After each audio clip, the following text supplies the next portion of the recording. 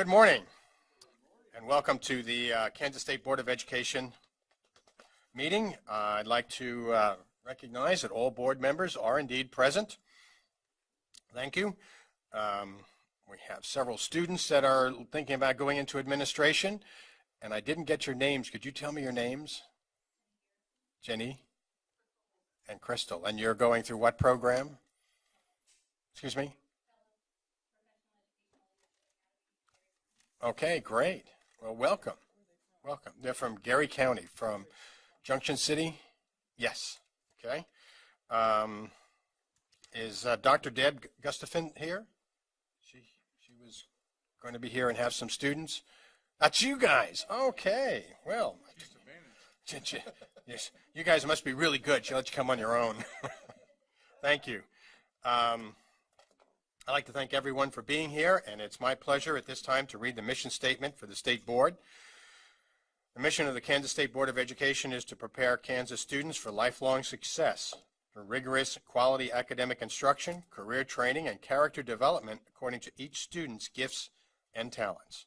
Our vision is for Kansas to lead the world in the success of each student. If you please join me now in a moment of silence.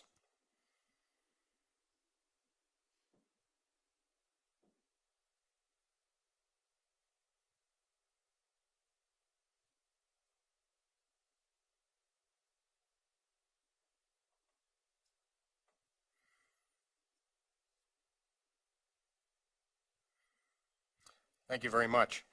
If you would please now stand as we address the flag for the Pledge of Allegiance. This is Flag Day. It is June 14th. This is Flag Day. It is. Thank you very much, Carolyn. As part of Flag Day. Thank you very much. I pledge allegiance to the flag of the United States of America and to the republic for which it stands, one nation, under God, indivisible, with liberty and justice for all. And thank you, Carolyn, for reminding me, June 14th. That is correct. Make me feel bad as a history teacher. I used to do that all the time. That's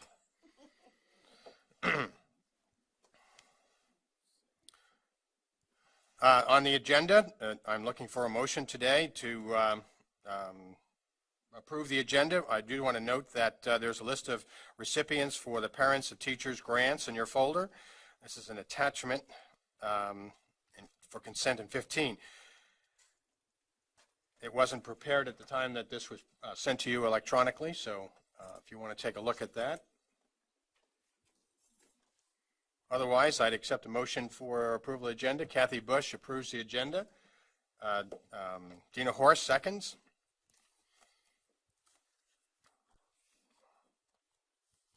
All those in favor of approving the agenda, please signify by raising your right hand. Those opposed, same sign. Steve, did you vote? I will abstain. You're abstaining. Okay. Okay, so we have a 9-0-1 with Steve abstaining. Okay. Are there any corrections or additions to the minutes of the State Board meeting from last month? If not, may I have a motion for approval of the minutes? Carolyn Campbell moves, seconded by Jim Porter. All those in favor, please signify by raising your right hand. Those opposed, same sign. Thank you. That's a 10-0 vote. First item on our agenda this morning is the report by the Commissioner. Randy, welcome. Flag Day. Flag Day. Yes, That's right. A great day. Great day in June. Good to see everyone. And it's hard to believe that it's June already. School year's all over and graduations have taken place, and it's certainly been a very busy start to the summer. I want to take you through a couple of things that are going on and answer any questions that you may have about some other things. I know we have a very full agenda, so I'm going to keep my remarks somewhat brief this morning so we can move on to other things. As you know, your vision continues to resonate all throughout Kansas, and I'm very proud to be able multiple times, generally per week, to speak on your behalf to various groups. And Dina graciously asked me to Salina yesterday, and I spent some time with the Rotarians in Salina, and they had great questions concerning the direction that Kansas is heading.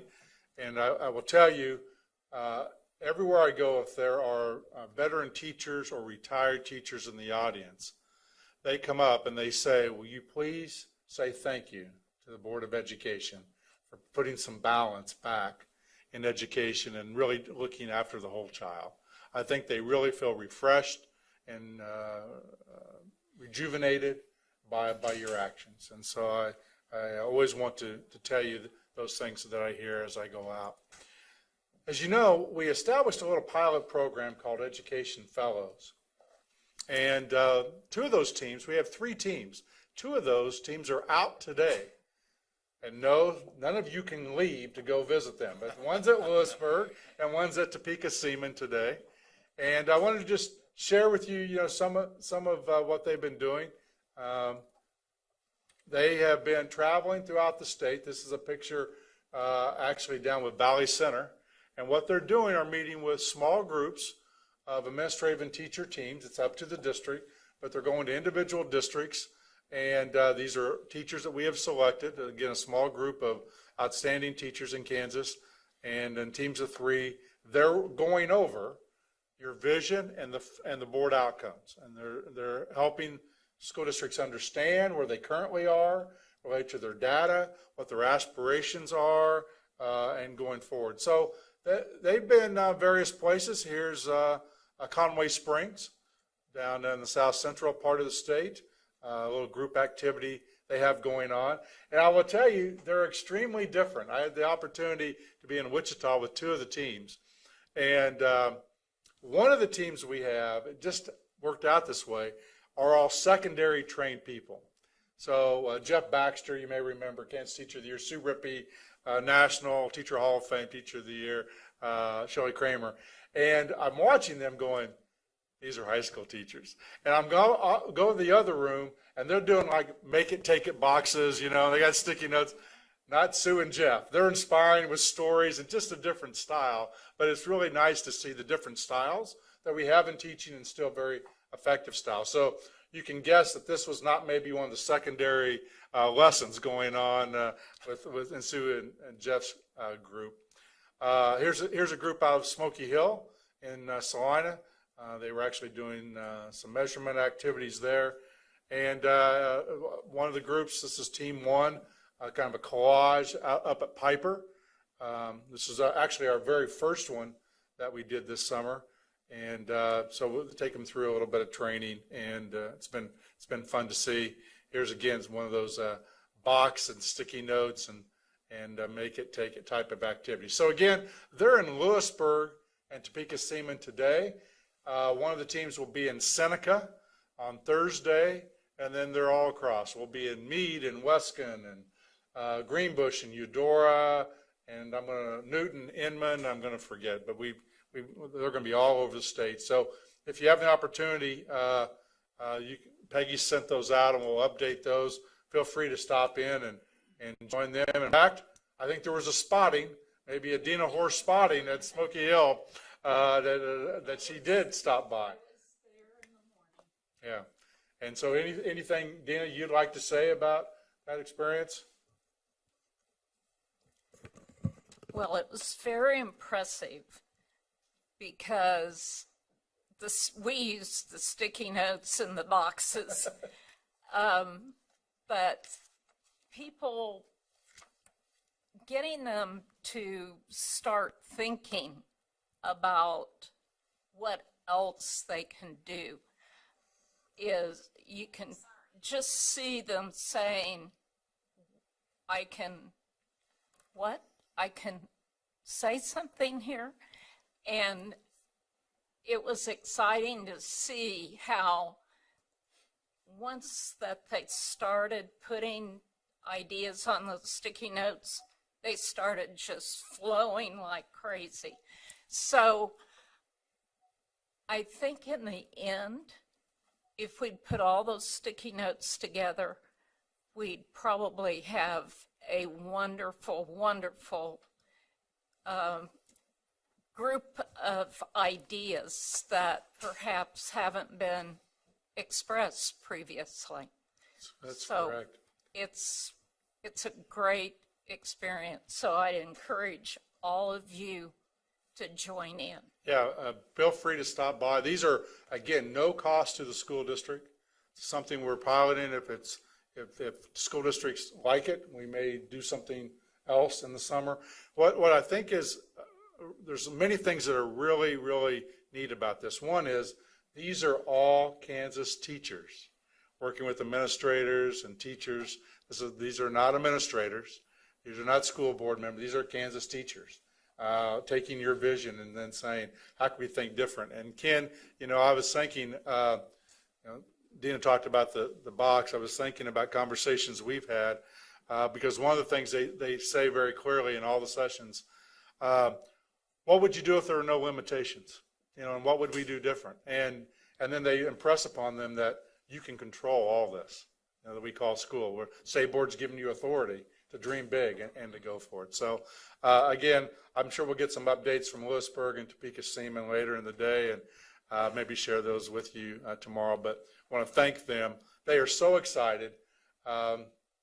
We have a little group. It's on a little application called Voxer, where they can just leave voicemails for each other.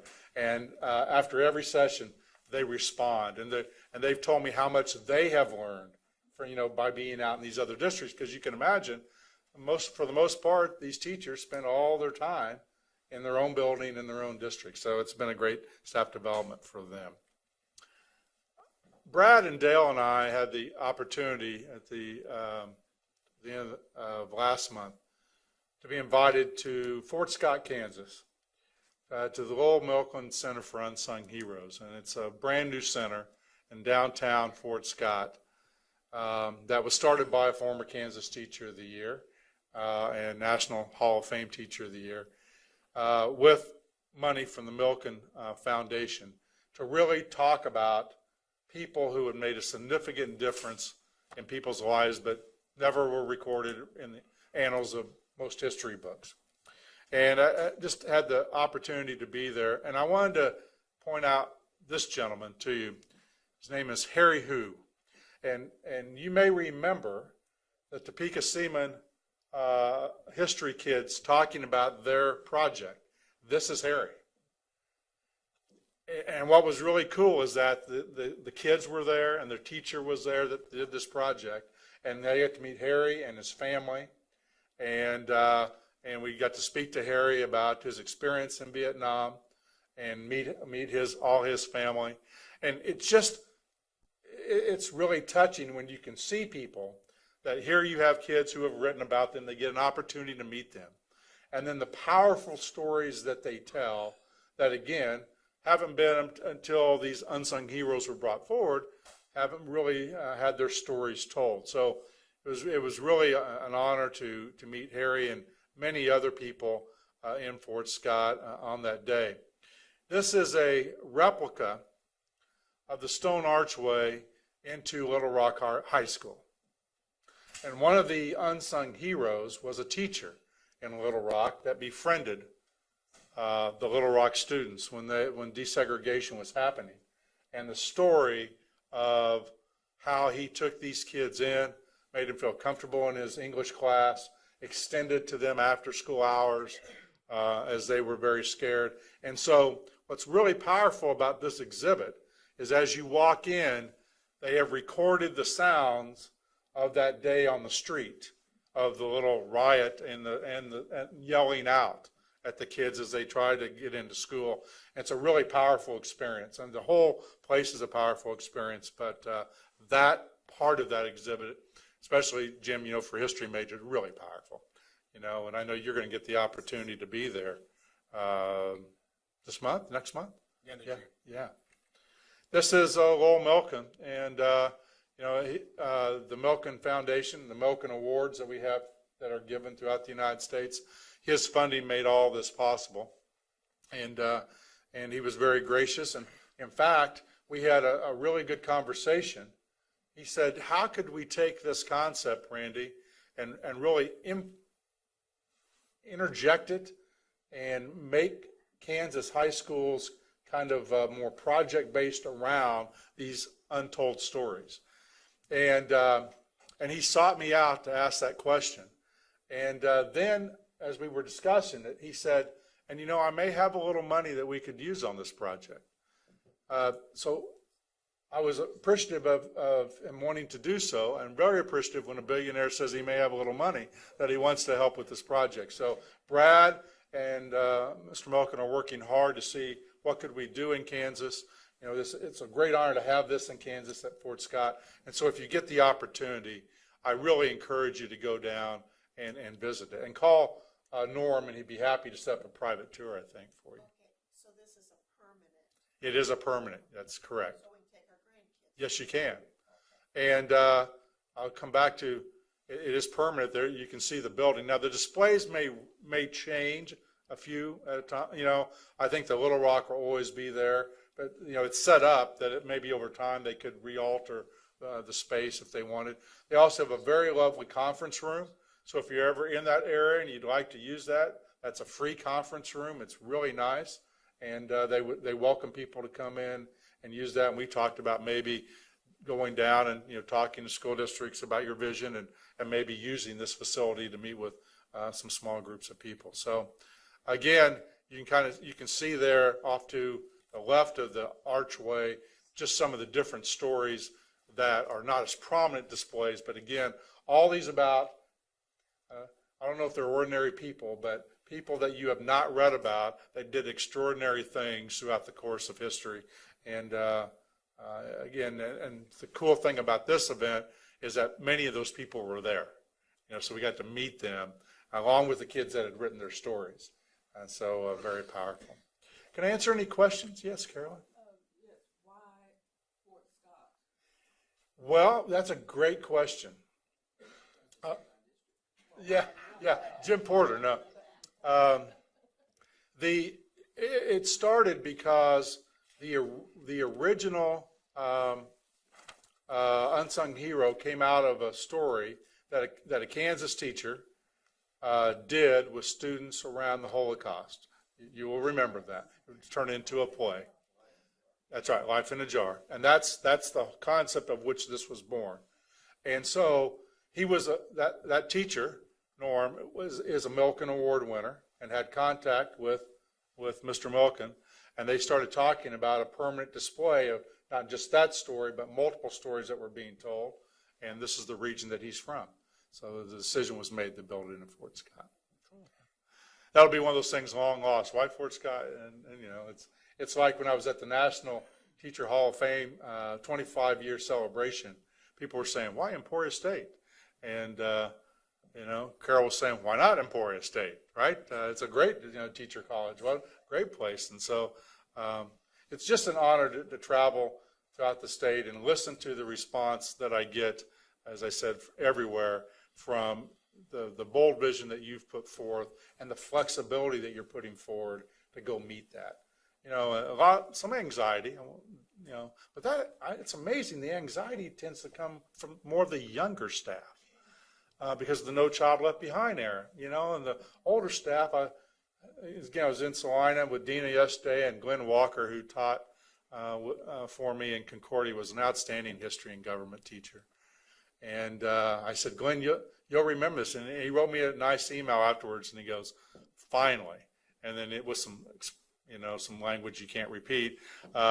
Finally, we're getting back to what we've always known, is that good teachers need freedom, give them the direction, let them go, and they'll inspire other kids. So, other questions I can answer for you? I think we'd all like to get that contact information, you know, for the Fort Scott Museum and have an opportunity to go down. Too bad we can't just go meet there. Yeah. If we ever are traveling, that would be a great place to meet. Yeah. Thank you. Thank you.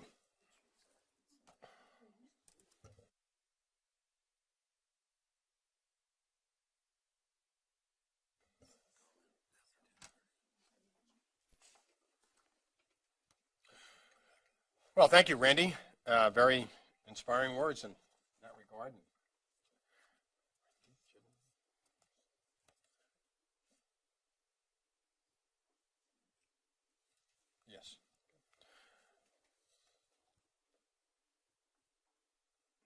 Well, I'm looking at the clock, and people, why are you looking at the clock? Well, the public forum is designed to go to start at 10:30. And it is scheduled at a specific time so people will know to be here. And we only have one public comment person who's registered so far. Not that I'm encouraging others to do that, but I would encourage others to do that. So I think we could jump ahead here and possibly help ourselves on our, act on this. We'll get the PPC, maybe? No? We have only a few on there, and they're all. Or we do the civic. Let's do the civic advocacy. Scott Smith. Because that's action item today. We discussed that many times.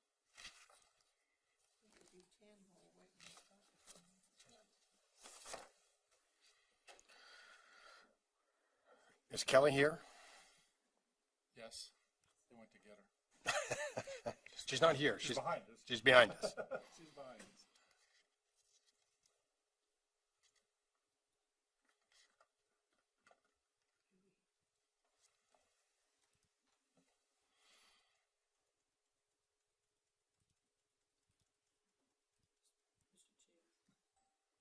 Yes, Carolyn Campbell.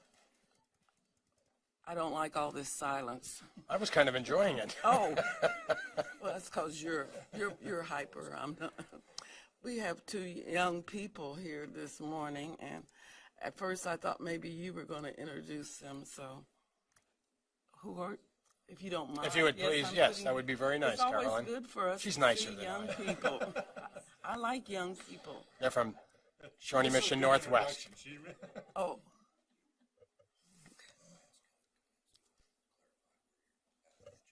Yes. We're on agenda item number 10, act on the recommendations of the Professional Practices Commission. And Kelly Brors is here to lead us on that. I am. No one from the PPC was available to present today, so while I'll stand for any factual questions or legal questions, I can't give you any insight into their deliberations. But we have 3 cases brought before you today. 2 of them, the recommendation was public censure as a result of a settlement agreement that our office entered into with those individuals' attorneys. And the third is the denial of an application and revocation of a license of an individual who'd been in the classroom for decades. And through the new fingerprinting regulation, we learned that he had 25-year-old conviction for sex crimes involving minors. So we went ahead and took immediate action on that. And the commission recommended that we deny his application to renew and revoke his license. Janet Waugh. Thank you, Mr. Chair. I just have a question. I think this has come before us before, but I frankly don't know what a public censure is. Okay, so we did some research on that and provided some information to the commission, and what we've determined after canvassing other agencies, what it means for our agency is that these individuals will be reported to NASDAQ as having been disciplined, and they will be reported to the superintendent listserv as having been disciplined, and they will be on our website as having been disciplined. And the agreement that we reached with them was that in their cases that would last 2 years. So in 2 years they will be removed from our public website and NASDAQ. It will not be removed from our records, so we will always know that the commission and this board believed that they did something that warranted, I suppose, what is the legal equivalent for a slap on the wrist. Okay, thank you very much. Then I move approval. Dina Horst. Excuse me. I'm sorry, Janet, I didn't hear it. She made a motion. Oh, to approve, okay. Do we have a second? Second by Kathy Bush. Dina Horst? I guess I want to go a little further with public censure. How does a school board has to get online to find out if a person that they might want to hire or the person that they've hired has been publicly censured? Or is there some sort of a communication with that school district? How are you going to make sure that the public really does know, other than just having it on our website? So that's a good question. This process isn't any different than really how we report any other disciplinary actions to the school districts. So that superintendent listserv, it's an email that goes out to every superintendent in the state. And so they have the opportunity then to view it. So that's a very targeted communication. Additionally, it is flagged in our system. So if they were to enter this individual into the license lookup, it will note that they've been publicly censured. I don't know whether school boards avail themselves of that service when they hire people every time, but certainly I would hope that they're checking to see if there's any disciplinary action on somebody's license. And yes, in some cases, if this is going to be kind of a common practice that we start using public censure, I could foresee that we might use that in cases where parents might have concern about their child being in a classroom with a person who has committed a certain, I don't think these are the issue, but I'm looking down the road and saying, how do we really make sure the public knows? Because most people, even if we put it in the newspaper, I'd say at least half the public doesn't take a written newspaper. So. And that's, you mentioned the newspaper. That's, for people my generation, is a little archaic, but the Board of Nursing still publishes theirs in the newspaper. So that's certainly something we considered, but we're welcome to suggestions if you think there's somewhere else that it could be published. Mark? Mr. Chairman, just to go back to the preliminary question, which is what is a public censure? I mean, it is a form of discipline. If you look at the range of options, it would be on the least severe.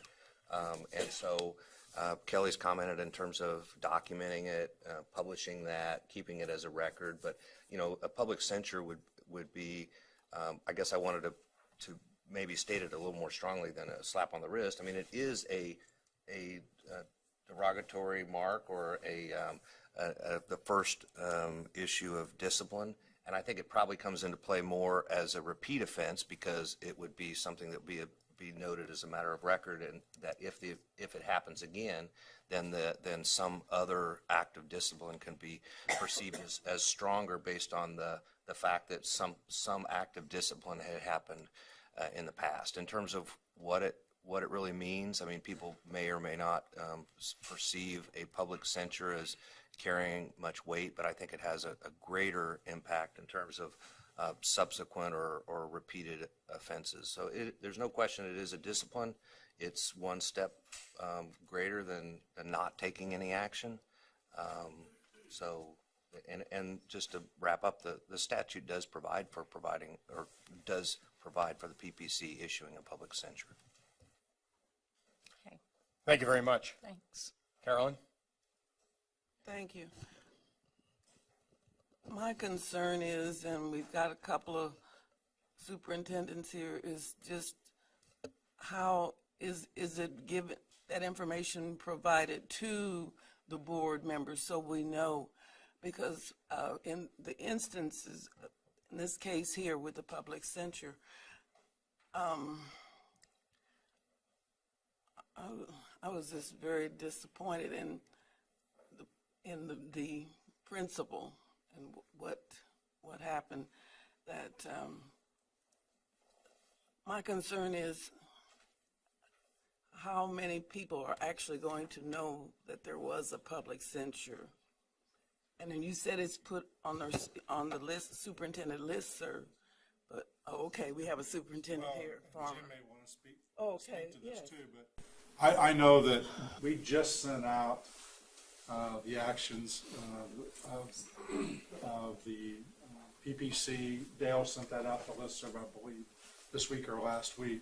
So it would vary a little bit in each district, but I know that those would be used to make sure, in our case, where I was at, HR knew not to, if these people were applying for jobs, not to screen them in. That would be the first thing. Because you're really looking to make sure that you don't hire these people, or that you know that there's been issues raised. And that's the way we would use it. And every time the action taken, it goes to all superintendents, and you pay attention to those things. I know at one time I had an applicant that we were actually considering that the day before we were getting ready to call this person for an interview, I got a note that his license has been revoked. Of course, you just don't consider them in that case. So it's every superintendent in every central office has the opportunity, or is going to get this information. How they use it is up to them. But we tend to pay attention to it. Okay, all those in favor of the motion as presented, please raise your right hand. Those opposed, same sign. Motion passes 10-0. Thank you very much.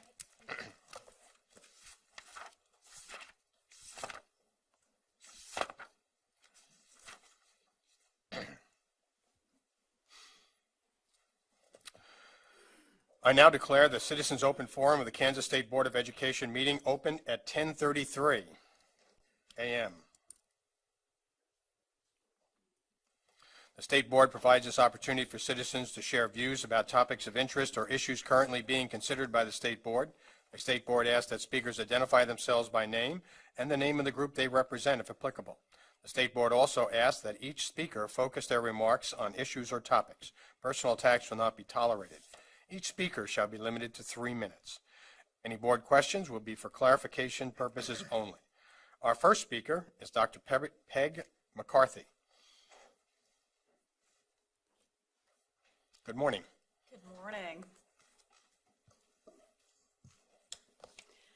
Mr. Chair, Madam Vice Chair, and honorable board members, I come before you today to share my experience with transgender students from 3 different perspectives: as a 10-year member of the Board of Education of Topeka Public Schools, as a licensed clinical psychologist, and as a mother of 3 public school students.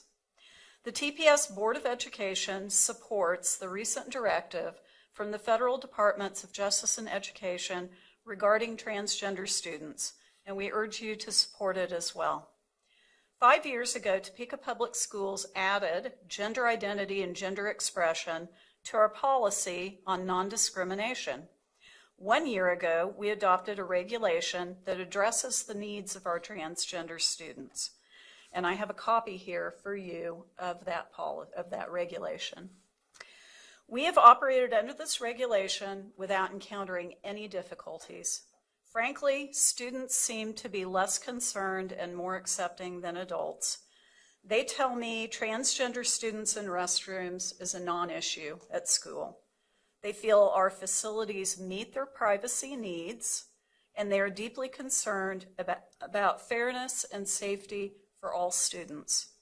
State Legislator Ray Merrick stated the directive, and I quote, carries huge safety risks.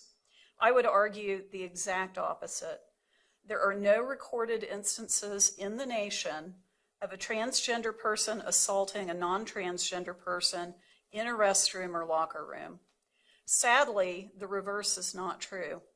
90% of transgender students report suffering verbal or physical harassment at school, and the students I've worked with here in Topeka have told me about hostile comments from teachers, other students, staff members, and even medical providers. 50% of transgender youth attempt suicide. I've learned over the years that most transgender students feel discomfort and unhappiness with their assigned sex from an early age. Most of these students are private individuals who dislike their anatomy, and they have no interest in showing it to others. They typically choose to use a private restroom or locker room or to dress behind a curtain. All they ask is to learn and live in peace and safety, to dress as they wish, to be called by the name they prefer, to use the restroom that fits their gender identity. Fortunately, research tells us that there are steps that we can take to create safer schools for transgender students and to reduce their suffering. Foremost among these are relationships with supportive adults at school, policies that protect them from discrimination, and training for staff. Board members, all of our students are watching you. They look to you to keep our schools safe and to protect our most vulnerable students. Your support of the federal directive sends that message loud and clear. Thank you. Thank you. May I distribute? Yes. Oh, I'm sorry. Jim Porter, you have a question? I'd be happy to answer Yes, questions. I just want, just a clarification. When you gave the percentage of transgender students that had committed, that had attempted suicide, was that 15 or 50? 50. Okay, I 50. misunderstood that, and that's, I wanted to clear that In up. fact, among transgender students, the rate of suicide is double that of even gay students. Okay, thank you. That's all I have, Mr. Chairman. Sally Cobble? The percentages you gave us, were they nationwide or statewide? Nationwide. Thank you. Yes. Thank you.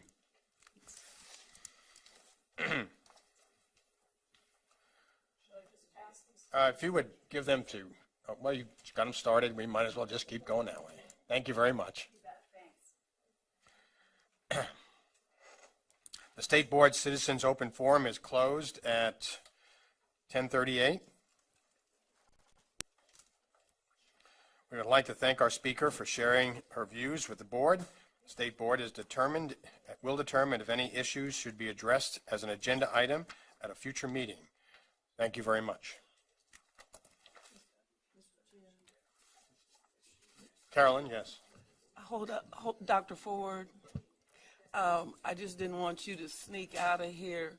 Dr. Julie Ford is retiring from Topeka Public Schools after. Who's counting? And I appreciate it, and I have such fond memories working here at the Kansas State Department of Education. And I do want to second what Randy said. We really appreciate your leadership on this Kansas Can and looking at education in a different way. I always tell people if they'll just see what the State Department of Education is doing and not listening to what's happening across the street, you get a vision for what education is in Kansas, and I appreciate it. Congratulations to you on a great career and good luck in retirement. 3 weeks.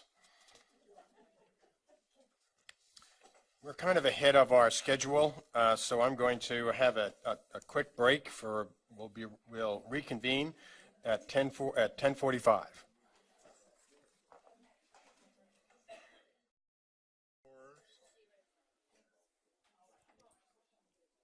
Mrs. Cobble? Northwest.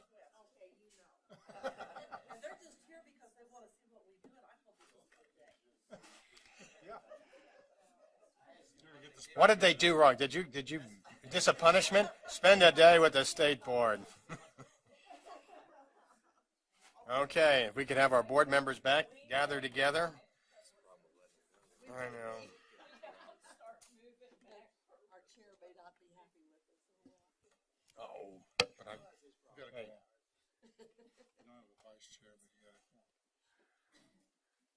Okay, I'll call the meeting back to order. Next item on our agenda is recommendations from the Coalition of Innovative Districts on specialized certificates, and Brad is here to make some introductions. Thank you and good morning. And before I introduce members here, I just want to say I just got back from Emporia. Have the Summer Impact Institute going on right now, over 200 teachers and educators, and they were excited. And many of them wanted to say thanks to the board for really changing the conversation, giving them hope. And the whole agenda is about the board's vision and all the initiatives that they're excited about moving forward with the outcomes and all the indicators. So great group down there for the next 2 days, and they wanted me to send the message that they're glad you're here advocating for them. So with that, the next item is from the Coalition of Innovative Districts. We have a few members here, including Bev Mortimer and Bill Mullins, and also Cindy Lane. And this, I believe, is the first set of receive items for innovative licenses, somewhat in line with, if you remember a couple years ago, the board voted to allow Career Tech Ed licensed individuals into our classrooms to teach specific courses, as well as in some of our STEM areas. So Dr. Lane will present the recommendations that came from the coalition.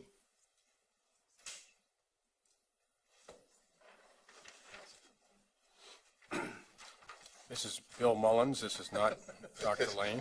No, definitely not. So, I just want to add a few things before you guys consider this, and I've thought about this extensively and why I supported the recommendations that Cindy's going to bring to you.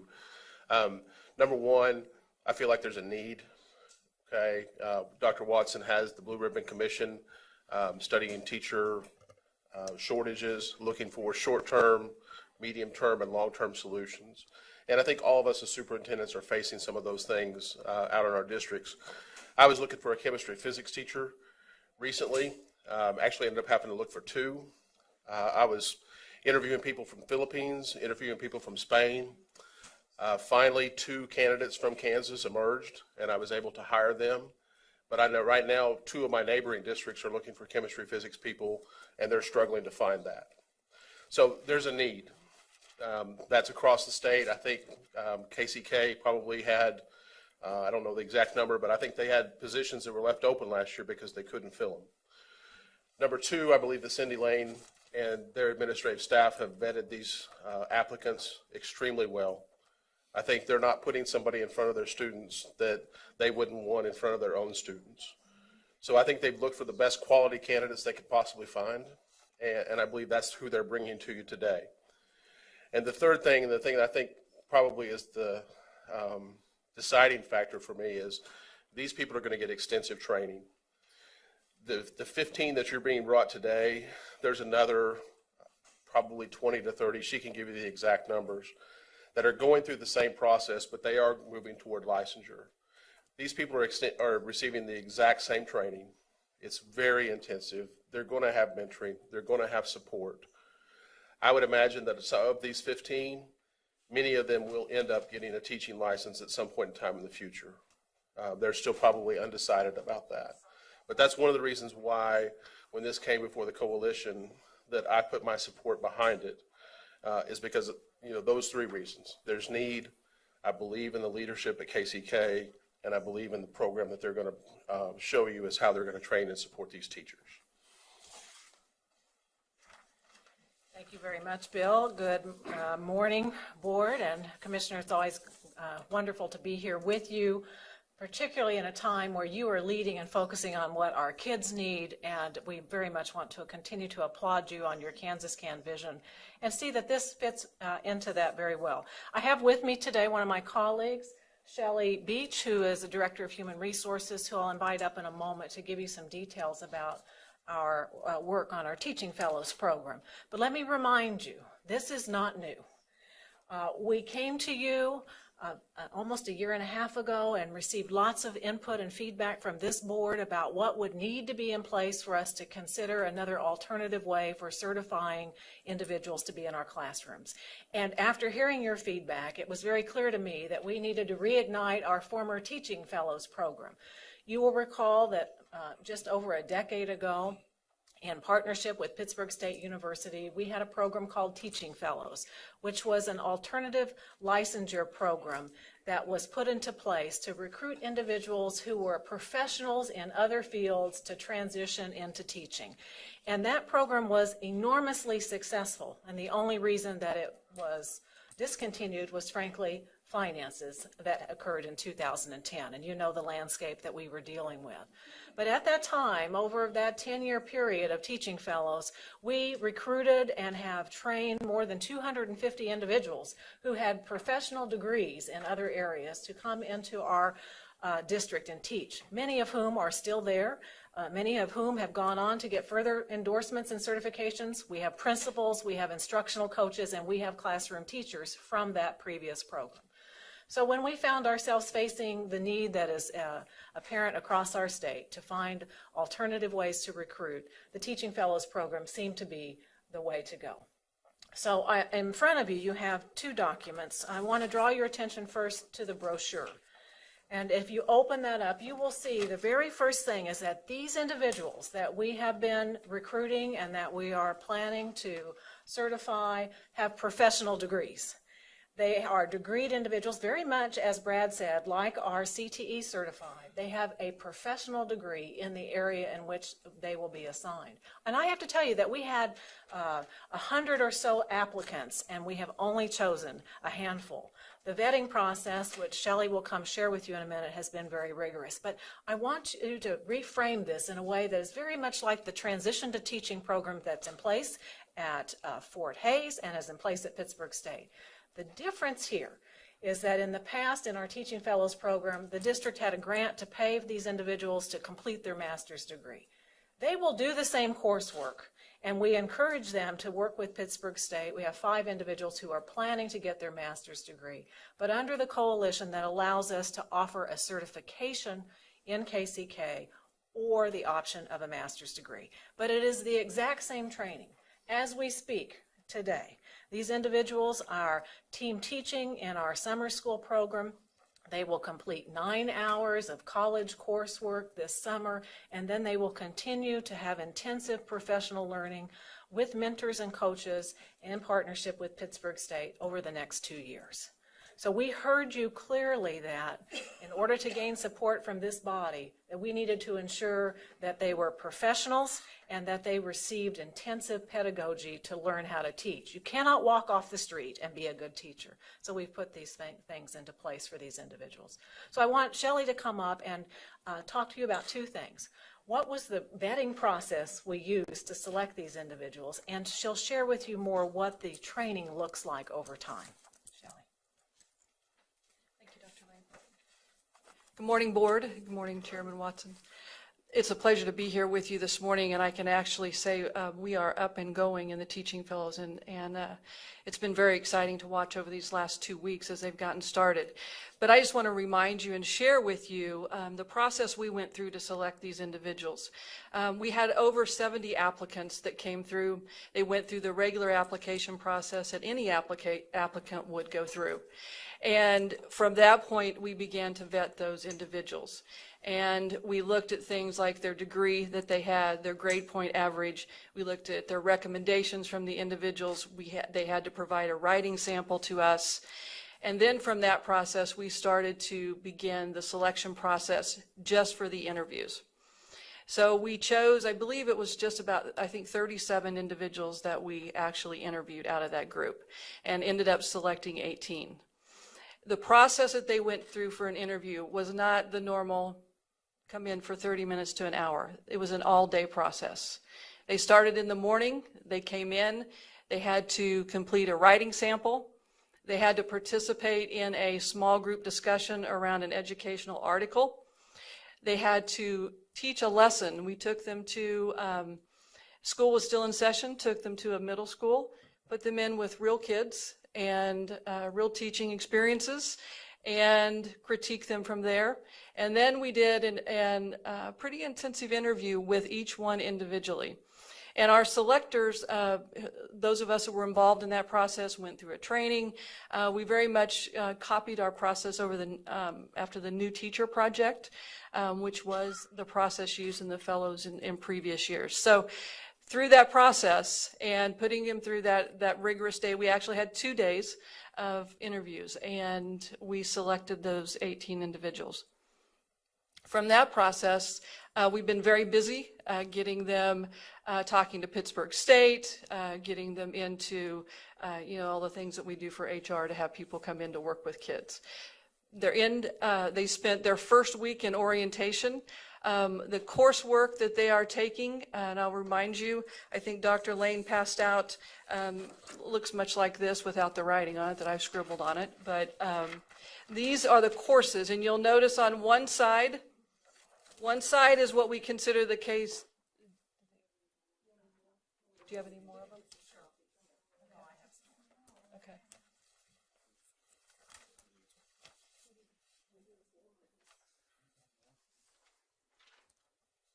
On one side is the KCK certificate side. Those are the individuals who are not going through the master's program at Pittsburgh State.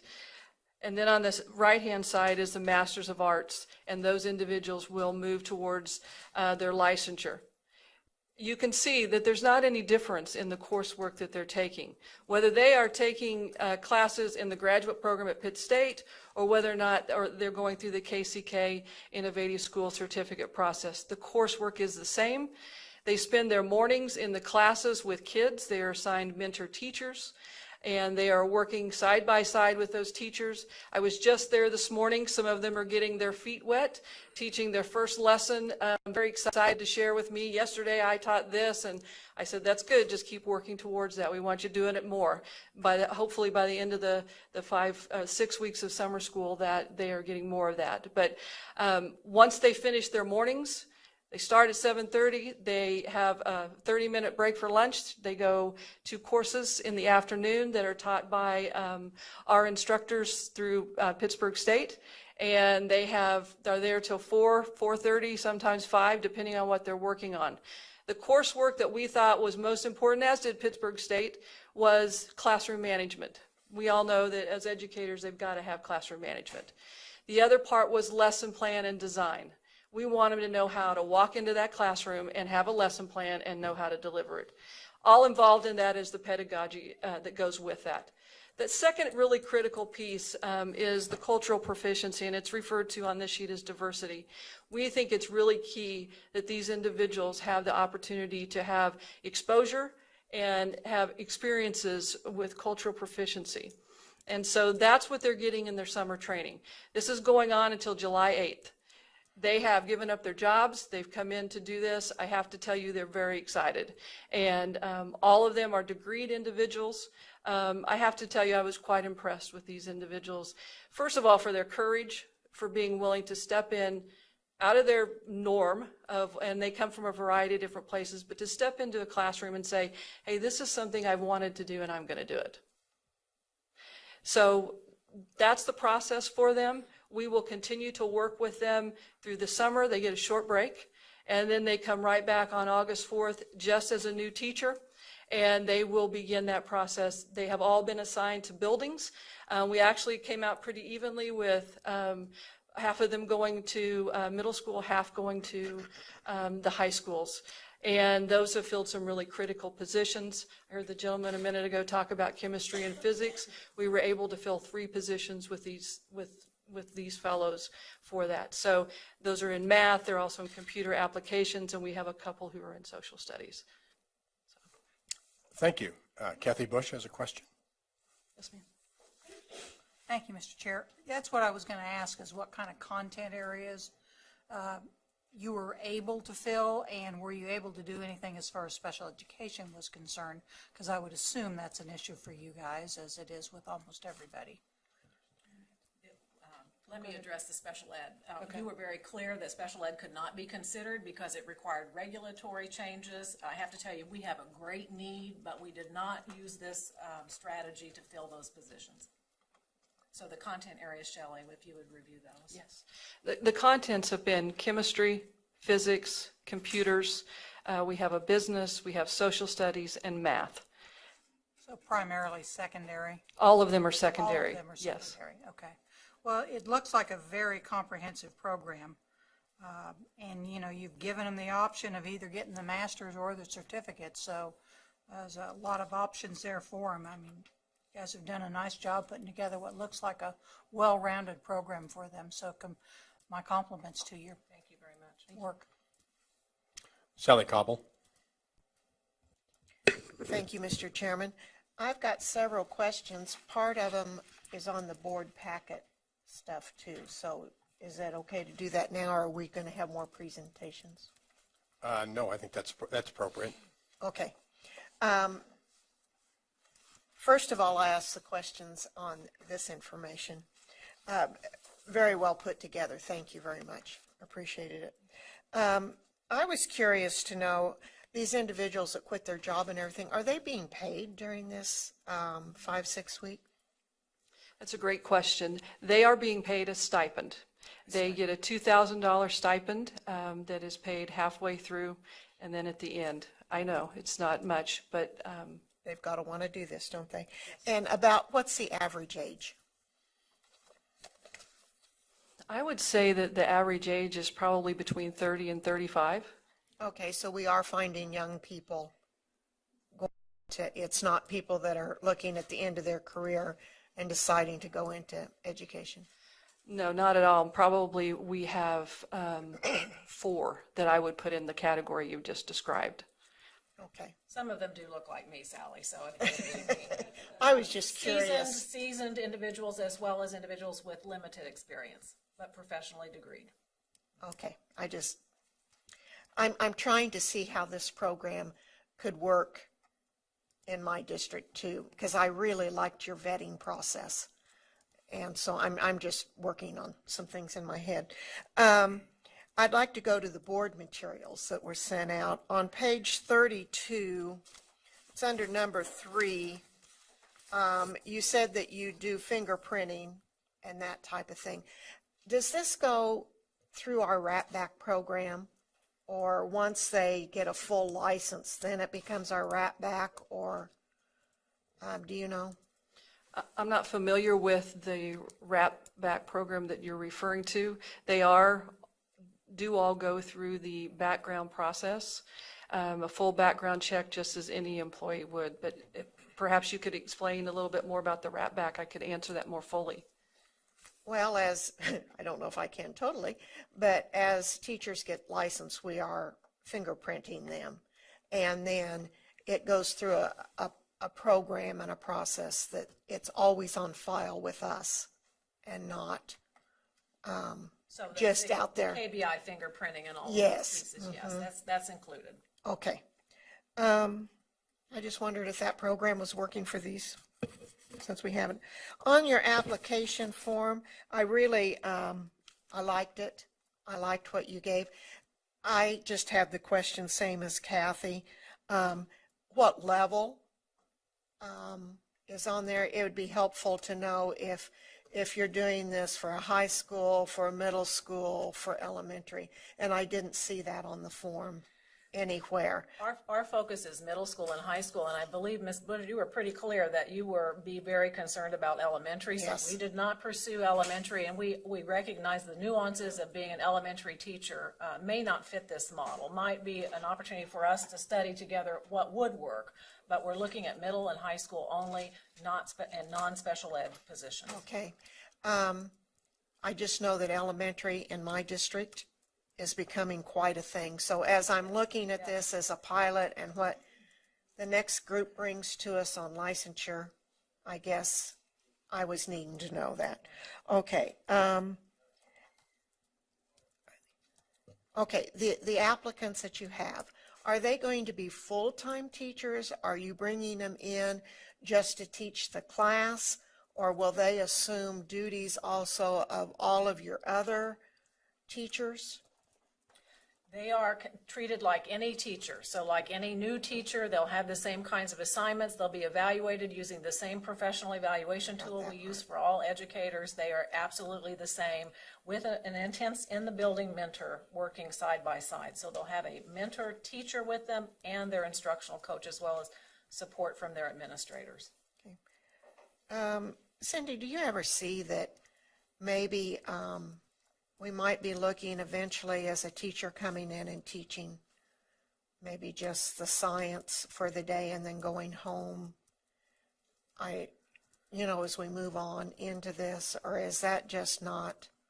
I'd like your opinion on that. Well, as we move to convert all of our high schools to college and career academies, which is a process I'd love to share with you in the future, I can see professionals coming in to co-teach with a teacher who's there full-time, but I might be an engineer that comes in for a specific project and co-teach. I can certainly see that.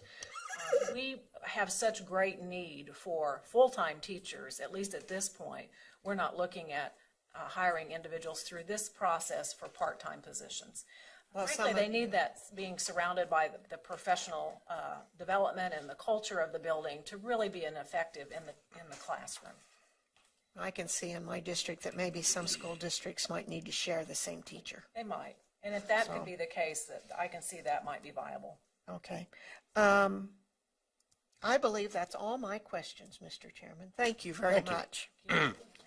Janet Waugh? Thank you, Mr. Chair. I commend you on what you've done on this. This is great. I'm very impressed. I recall the previous program, and I have a question about the previous program. I know that it worked quite well, and did you, after the people going through this, did you lose, and getting their licensure, their becoming official teachers, shall we say, did you lose many of them to other districts? That's a great question. I don't know if I can say we lost them to other districts. There were some individuals who taught for a short period of time, 3, 4, 5 years, and then made another transition in their life. Not everyone is successful through the process because it's intense. And we expect this summer that we'll have 1 or 2 of these individuals at the end of the experience. We may decide they're not a right fit. They may decide they're not. So right out of those 250 individuals that have gone through the original teaching fellows, there are still almost 90 individuals a decade later in our school district. I was just curious because I recall when I was on the Turner board, we tended to be a training ground for Johnson County schools, and I think you were also, so I don't know if that's still true. My second question, excuse me, is I recognize that was one of the challenges you had. That's why you basically had to drop the last one. Is that correct? Because you didn't have the money. How are you funding this one? We are not paying for the master's degree. That is in this process. So that was significant. In the prior program, that expense was around $250,000 a year to pay those expenses. So we aren't doing that. But we are paying our staff as coaches, as instructors, and that's being done through a variety of grants and other money being redirected, frankly, into this program because we see this as a vital strategy to recruit quality professionals. So a lot of redirecting of resources into the program. I appreciate that, but I also appreciate the fact that you can only redirect so much because you have done an amazing job of redirecting to this. We are at a tipping point, as you know, Janet, that without some relief, many good programs that we have are in jeopardy. Okay, then my last question is, how many, well, it's a dual question, how many elementary teachers did you end up not filling last year? And then how many total positions, what was your challenge last year? Last year, overall, we started the year, all position vacancies, around 250 vacancies. And that sounds like a tremendously large number, but we generally have attrition of around 225 to 230 teachers a year. So last year was slightly higher. What we expected last year, however, was that we didn't fill all those positions, and we had several classrooms that were staffed with long-term subs for the entire school year. This year, total vacancies for all positions are around 350. So we have significantly higher vacancies this year than we've had in the past. 32 are at the secondary level, current vacancies. Those are current, right? Current, yeah. And 21 still have vacancies in the elementary level. So we too are experiencing what used to be an overabundance of quality elementary candidates is no longer that. So, okay, I think- 71 total vacancies that we're trying to fill today. I think that speaks highly of the importance of us working hard to be able to attract people to the education profession. You know, I think we have a committee working on that, and I think we need to continue working on that. But it also speaks highly to you, and I commend you because I think this is a great way to do this. Thank you. Mr. Roberts? Thank you, Mr. Chairman. It sounds like you have a lot of support from the board on your proposal today, and I commend you on that. I've worked long and hard on this issue, and I came into this board saying you don't have to go to teachers college to be a great teacher. And I'm prepared to vote no on the proposal today because it doesn't go far enough. And so I would be happy to explain those reasons or try to ask you some questions. Well, let me just ask you, do you agree that every teacher needs to have pedagogy? Absolutely. Teaching is an art. And I can be brilliant in my content knowledge, but if I don't have deep relational skills and know how to communicate in a way in which young people will engage, I won't be successful. So we are highly focused on professional development in KCK School District, and we think this process will allow these individuals to be very successful with our young people. And as a follow-up, Dr. Lane, do you think it's possible that a person could work, say, as a substitute or a para and develop those skills and be a very good teacher, taking 3 or 4 years of classwork in a college of education? Let me just share my experience. A fully trained licensed Please. teacher going through a program and walking into the classroom, I needed a lot of support. And so I think there are individuals who have the passion, who have the right temperament to be in front of our young people in Kansas, but they do need to learn how to be teachers. It is a skill that is acquired over time. I want to be clear. You're saying that you cannot learn this on the job, that you have to have the theoretical training. I want to be clear. I think you need a combination, and we have job-embedded professional learning for our regularly trained teachers every day, and that's important to help everyone grow and learn.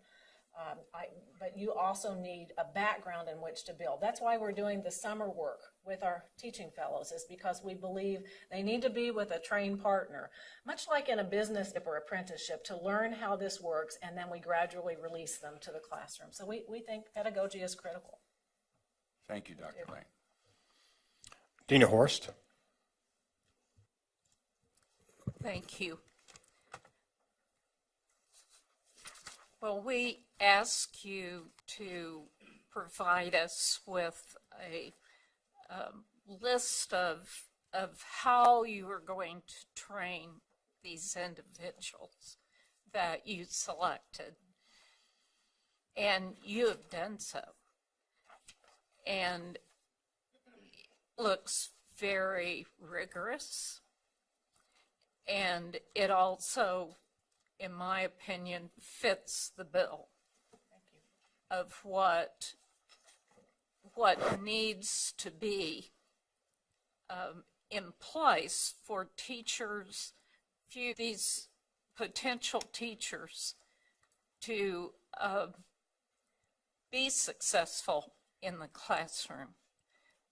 Because I may know all be really a great artist, for example, me teacher. But if I don't know how to communicate to the students, then it doesn't matter how great of an artist I am.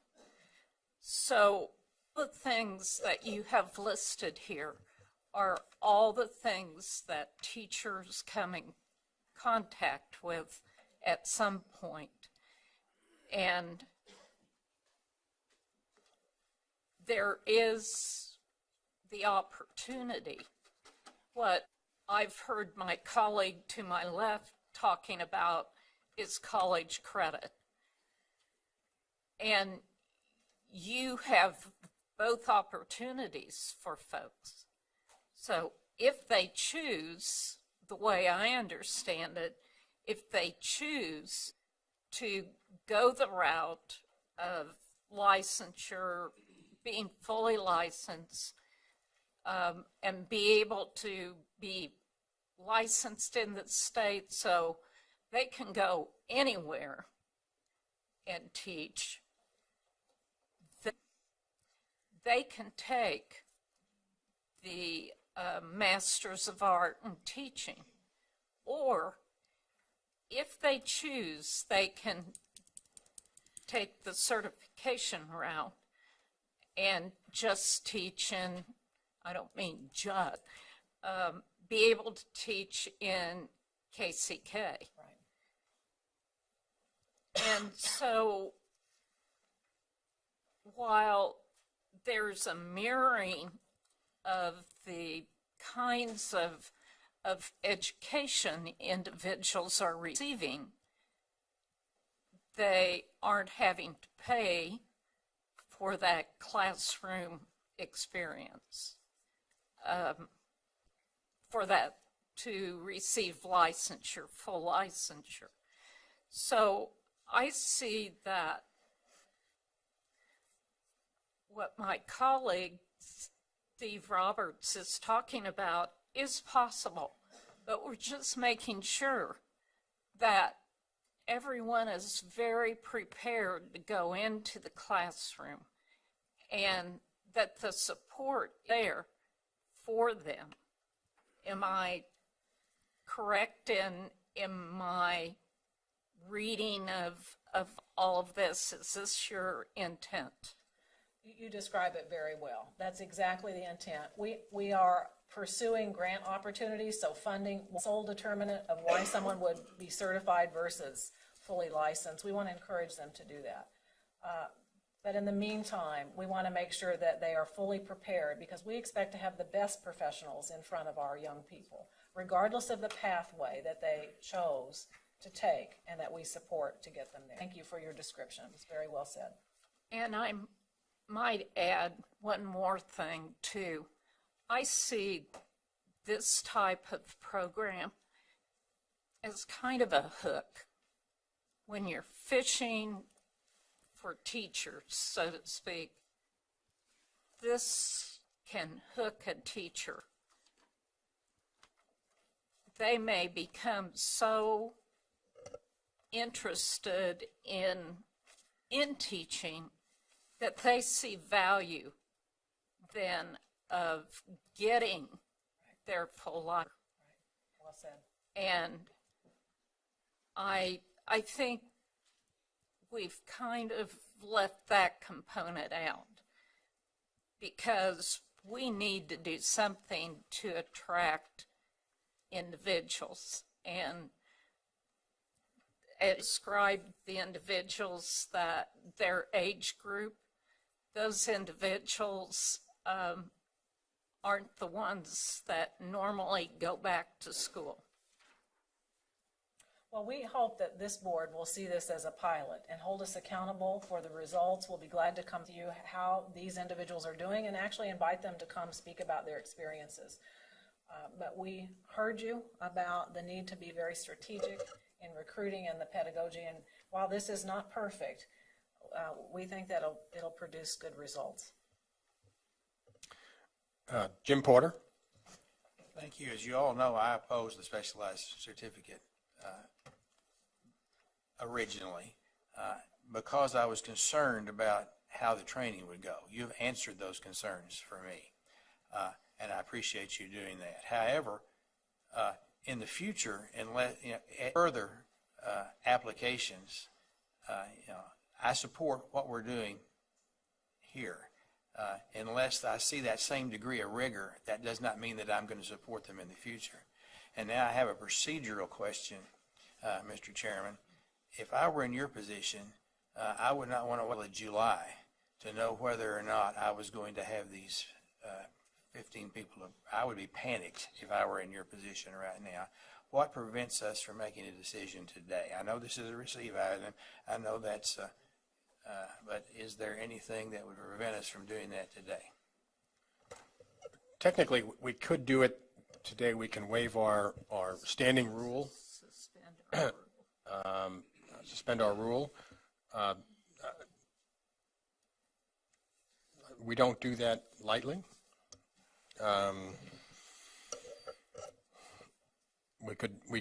That discussion could happen prior to well, as we continue this discussion, it could happen at the end of this discussion.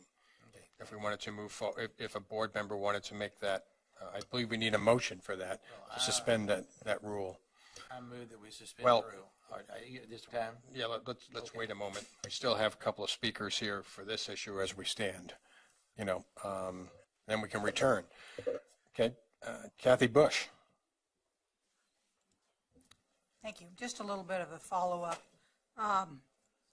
As we get closer, and I don't know where we are with the messenger for special education, because that's coming, I could foresee this being a part of that, because that's a critical need area. I can't think of any place in the state that isn't a critical need area.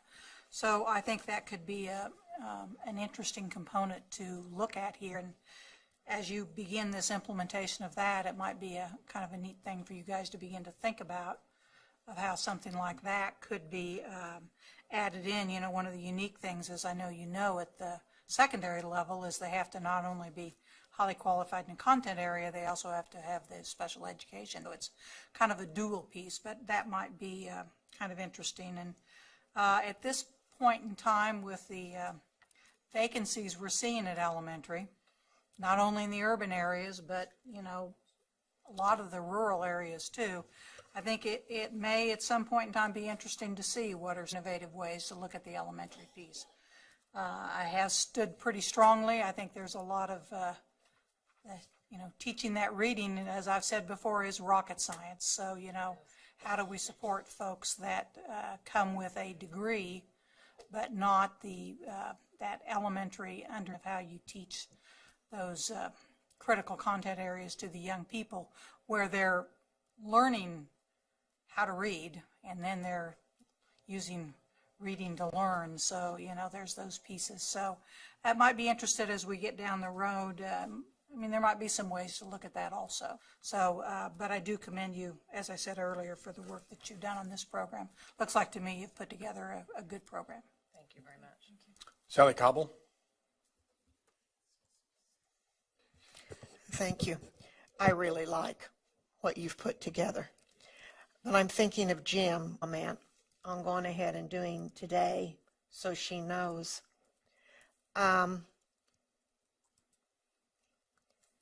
I've always said what's good for innovation is good for them all. And following that philosophy, I really, won't the other committee come next month also? Yes, that committee will present their findings to you in the July meeting. Okay. They are working on, of course, a broader spectrum than this. Right. They're working on special ed and other fields too. I guess I kind of wanted to see it all, to see how it all fit together. I do not have any objections whatsoever in what you're wanting to do. I think you put it together very professionally. Something that other schools could model, and it follows our concern about pedagogy. It follows all of those areas. You did a great job on all of that. I guess I just wanted to see what the other committee put together on all meshes together for the department. So I don't know. I'm going to sit here and think a minute, Jim. Very good. I'd like to add a few comments and perspective of where we are and where we are. Number one, you did listen to us, as did the coalition, in our discussion over a year ago. when it came to licensure. And there were many people who commented that we were giving up the classroom to those who would be ill-suited to be there.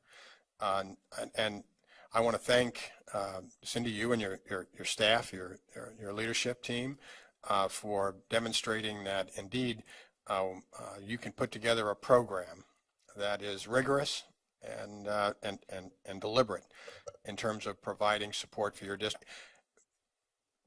And you came through the coalition to do this. Because when we had that discussion a year and a half ago, you put all the things, the framework of what we were going to do. I want to remind the board that you're the only one being approved to do this today, if we did it today or in July. Okay, no other school is being, and you have set the bar at a very high level for those who would come later that would want to do this.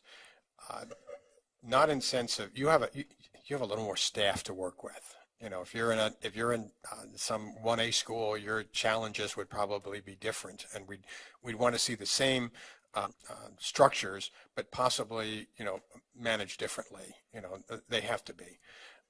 You've got resources that they don't have.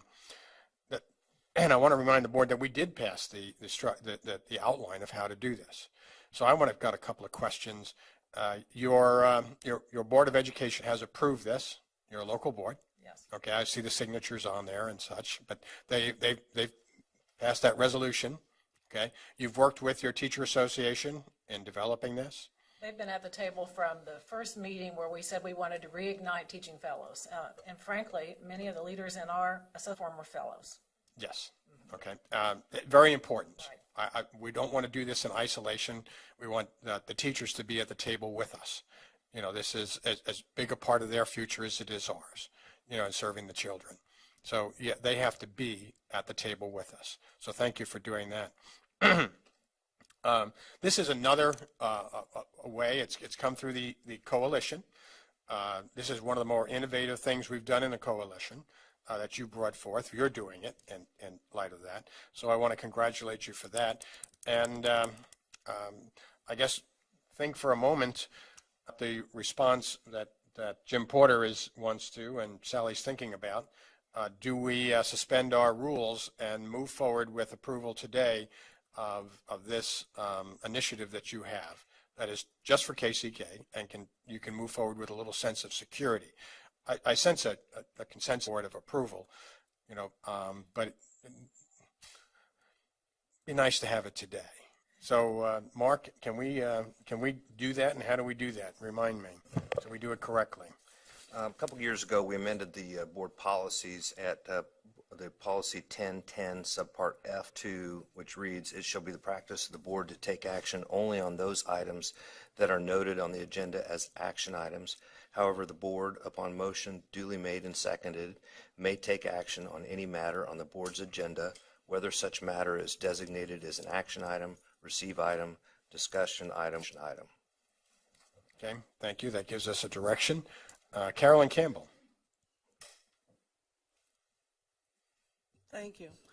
Well, you know, historically, I don't like changing in midstream, but in this instance, I am supportive of Mr. Porter's recommendation because it'll help the district be able to get their staff in place. So I just feel like it doesn't, you know, whatever we're going to receive next month, but this is a separate issue to help the district. So People's employment is on the line. They need to know. Now. Okay. Any other discussion? John Bacon. Thank you, Mr. Chair. This is kind of a silly question, maybe. This particular license is specific to KCK. So Correct. I guess that fits the bill as far as being a licensed certified teacher to get money? Right, it's a Okay. certification, not a license, and that was a uniqueness that you all suggested that we not confuse the two. So certified and can follow all of the requirements to be paid.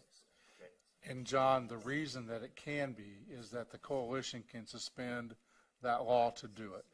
Could not be done outside the coalition at this time. Okay. Because of that law. All right, thank you. Mr. Porter.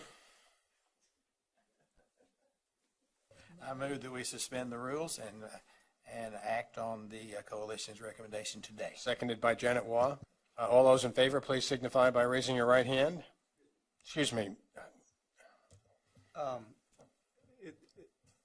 As I understand it, it is not a suspension of the rules. We're not acting to suspend the rules. We've already taken care of that, and we just read to us by our attorney. Move We can take whatever action the proper words on are. this need. We don't need to make a motion. I thought I heard in there that we had to make a motion to, and have it second and duly voted on to move forward. However, the board upon motion duly made and take action on any matter on the board's agenda. So maybe we could read the motion back or restate it so that it In that case, I move. or motion to, I'm sorry, what was the motion?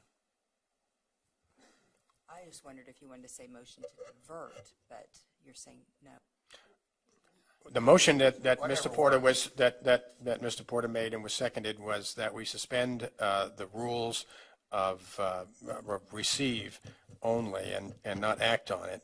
And so everyone's clear that what we're doing, because this is a receive item and we would vote on this next month. And I believe the intent of the motion, as stated, was to combine both actions. One was to suspend the board policy, as I read. Included in the motion was to approve the action item, and that was in the same motion. I think it would comply with the language of the board policy. Because it's been moved and seconded to take action on something that was otherwise on the agenda for a receive item, so. The intent of my motion, that poorly worded, was that we approve the opportunity to take action today.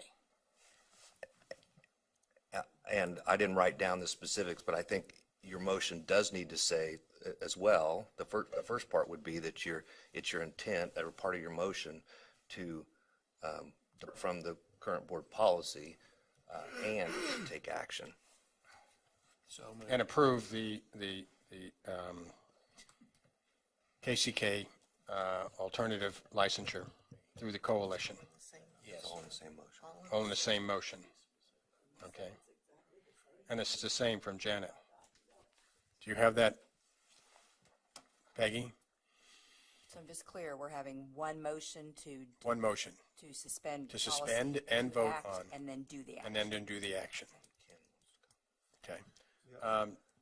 Ken, anything else? Well, I'm not sure that it's what it ought to be, because we're suspending a practice. We're diverting from our standard practice. Yes. And which we can do at any time that the need arises and time is of the essence. With the consent of the board. With the consent of the board, sure.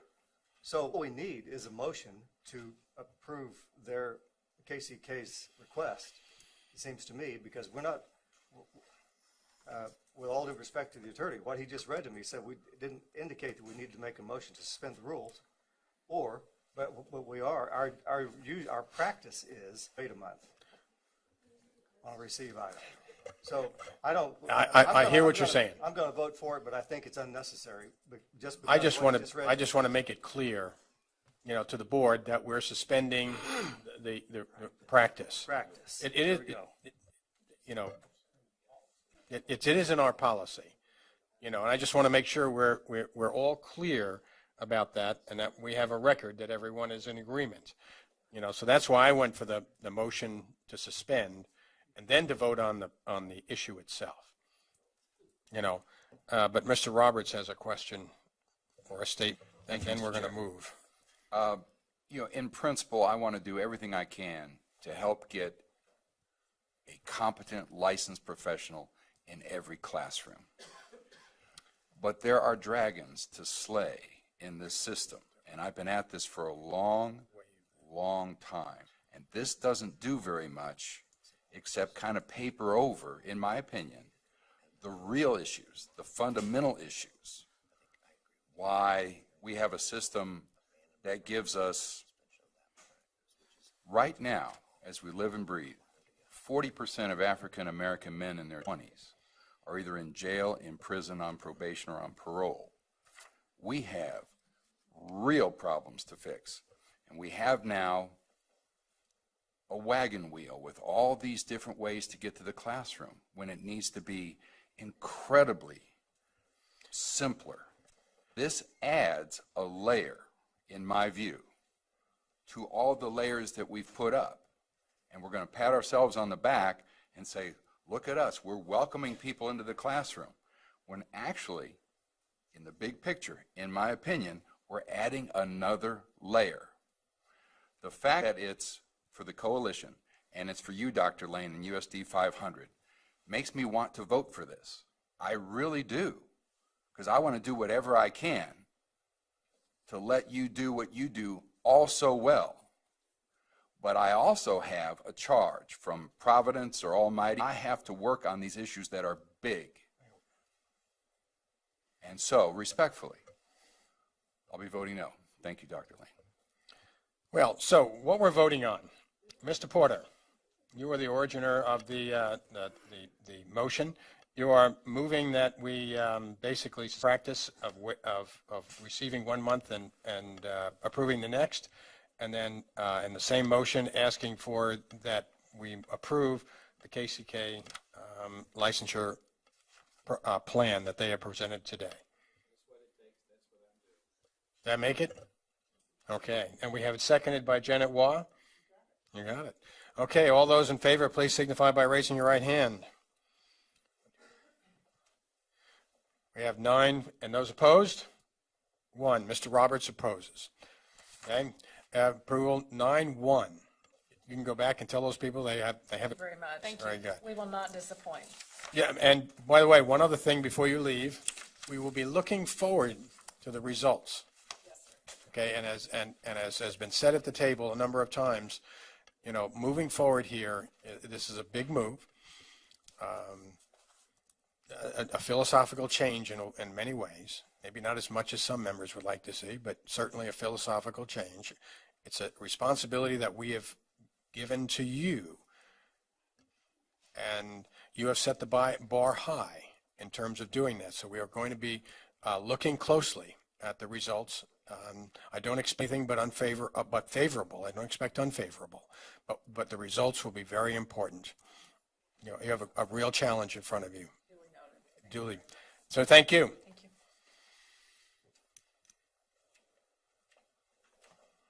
And thank you to the board for your patience to make sure, I want to make sure we correctly.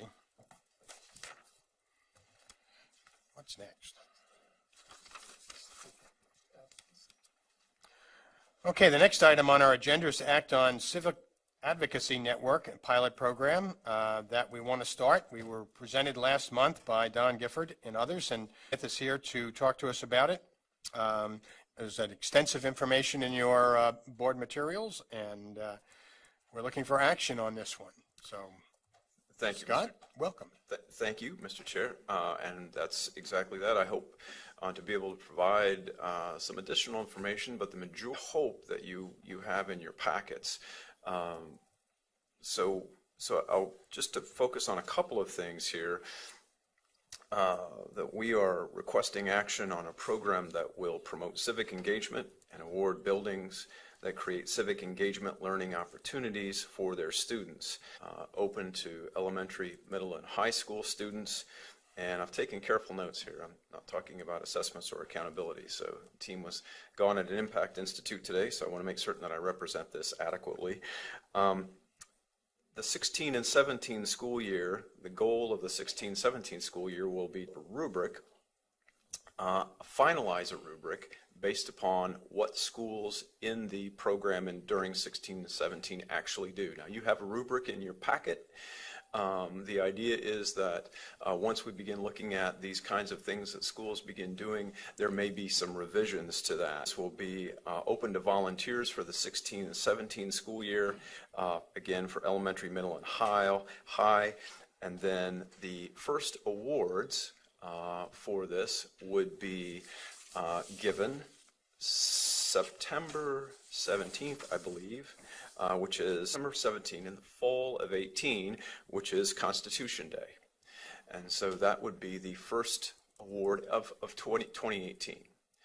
So again, what we are hoping to do is to move forward with this program. You have both the rubric and the explanation of the program in your packet. And in talking to Don, I said, well, that's sort of where my comments will end. And at this point, I can invite any questions you have.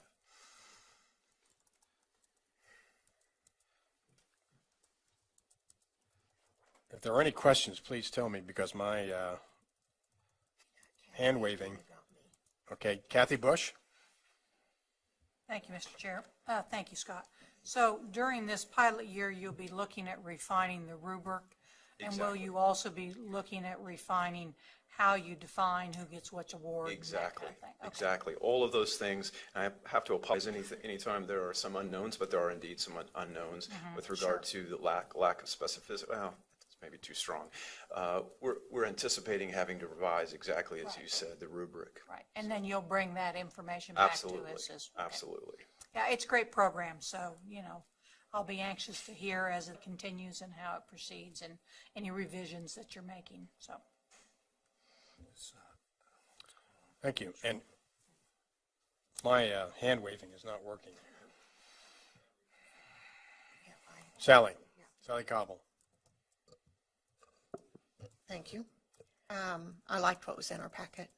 I thought it was easy to read and put together well, and appreciate it.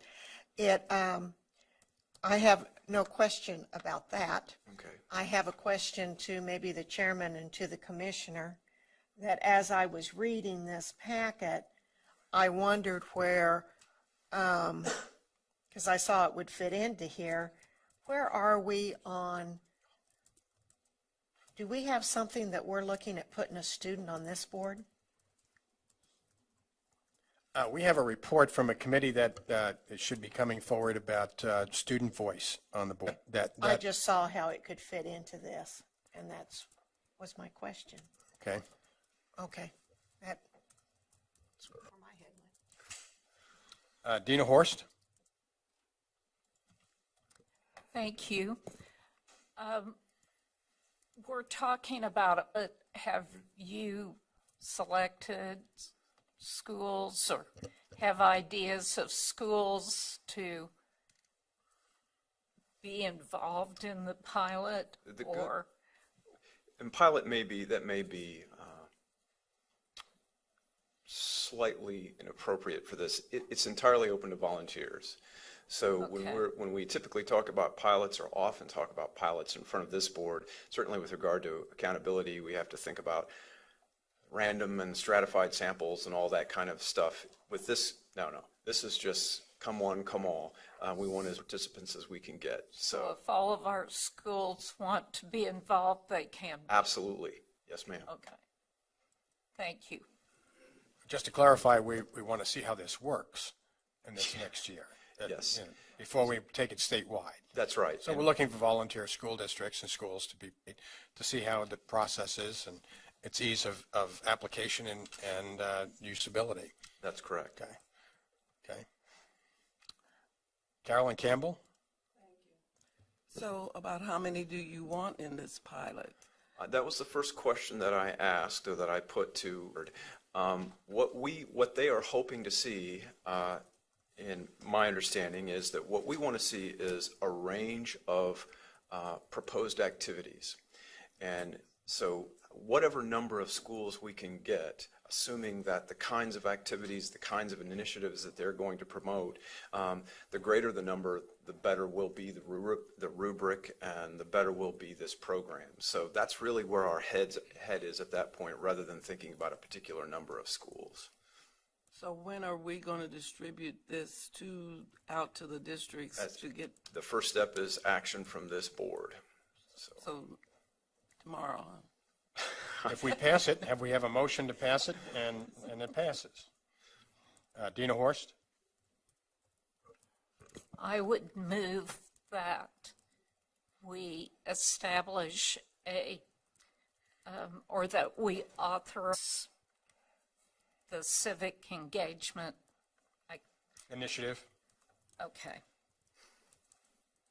And that committee to pilot and implement for the 2017-18 year, the creation of the network, Civic Advocacy Network, et cetera, a As a program to all of promote- the things that are written there. in A the program to statement. promote civic engagement and award buildings that intentionally create civic engagement is for their students. Correct. Carolyn Campbell, seconds. Any other discussion? All those in favor, please signify by raising your right hand. Those opposed, same sign. Motion passes 10-0. Scott, please communicate to Don that he can now go to work. Yes, sir. Thank you very much. We've already taken care of the other item that's on our morning agenda, so we'll recess until 1:30. There we go. How about that? Ken, thanks for helping me on that.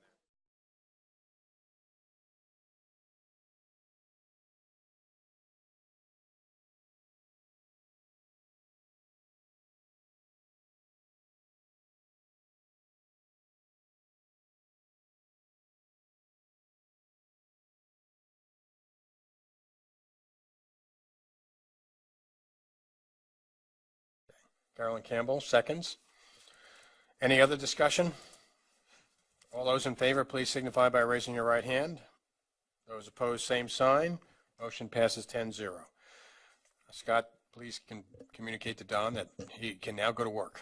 Yes, sir. Thank you very much. We've already taken care of the other item that's on our morning agenda, so we'll recess until 1:30.